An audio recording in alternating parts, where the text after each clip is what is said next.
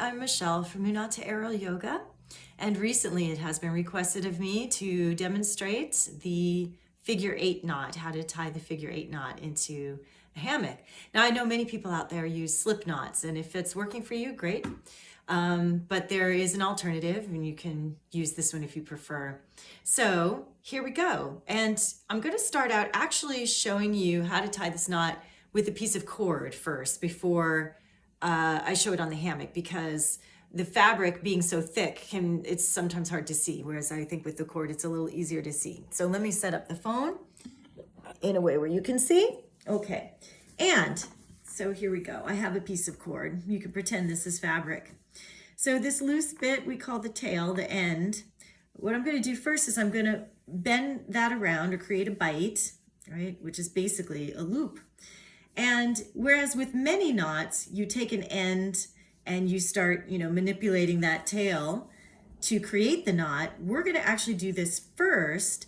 And then this loop, which is where your carabiner goes, or your O-ring if you're using one, where that would go, that we're going to pretend is the tail. So we're actually going to use this as if that was basically quote unquote the head of the snake. Okay, and then what I'm going to do then in order to make the knot is I bend it again. So this is two layers of cord here. And I'm going to go over the top, underneath, back over the top again, and through the hole that was there, and then basically cinch it up. So what that means is I have my loop for either O-ring or carabiner, and I've got the knot, and I'm going to show you a close-up of this knot.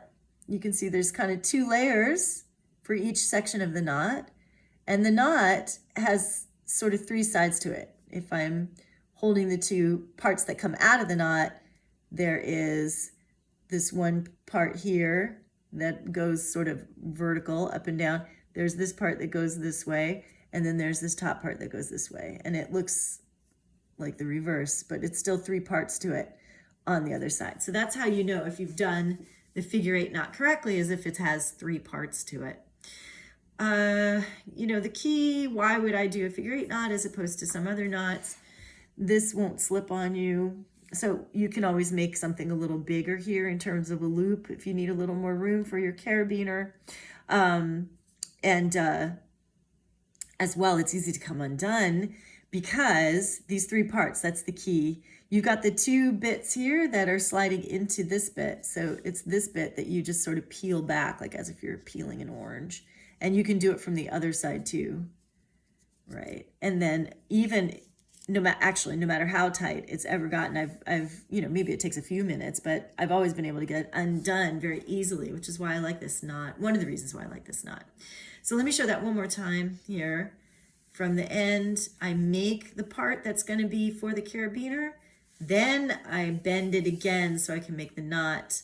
I'm going to go over the top, under the bottom, and over the top again. Slide it through the hole, and then I've got my figure 8 knot.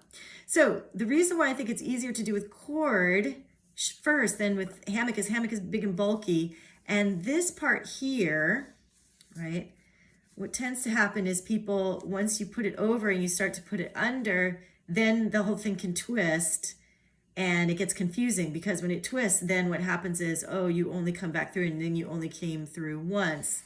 And you can see that's an overhand knot. Now this is still a safe knot actually to hang off of, but this one is not so easy to come undone. You see how there's only two parts to it, and it can get really tight, and impossible to undo. And of course you want to undo your knots every once in a while so you can clean your hammocks, but also to inspect. Okay, so let's toss that aside and let's take a look at the fabric. So now I'm going to do the same thing with the fabric. I'm going to just sort of slide this back a little so we have a little more room. I've got the tail end, and I fold that over. And even though you can't see the tail so much in the video, actually, let me slide this back just a little bit.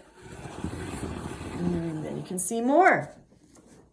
Okay, so I've got that folded over. And this is where the carabiner is going to go, is in this end. And then it's what I'm going to do is I'm going to then start to make the knot with this sort of head of the snake, right? As if this was the tail.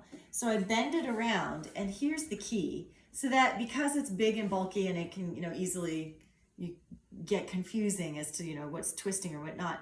I already know I'm going to go over the top, underneath, and then back in from the top. So that means I'm going this way and I'm going kind of from up and then down. So I preset my hand ready to receive, and then I can pull it through. So even if this part twists around, I always know that like this is set up correctly on my arm.